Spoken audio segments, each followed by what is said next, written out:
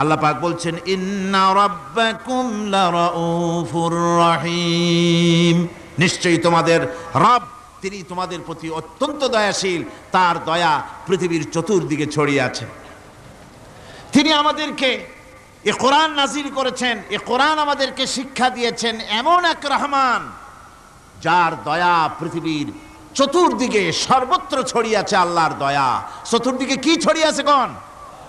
আল্লাহর দয়া, আল্লাহর মুহাব্বত, আল্লাহর করুণা সর্বত্র ছড়িয়ে আছে। আল্লাহ পাক বলছেন পশু সৃষ্টি করলাম, পশুগুলি তোমাকে পাহারা দিল, তার গোশত তোমরা খেলে, তাকে দিয়ে তোমরা মাল বহন করলে, তার পশম দিয়ে জামা কাপড় বানালে। আরো দেখো কি করলাম এই পশু দিয়ে, ওয়া ইন্না লাকুম ফিল আনআমি লাইবরা নুসকিকুম মিম্মা ফি বুতুনিহি মিন বাইনি ফারসিন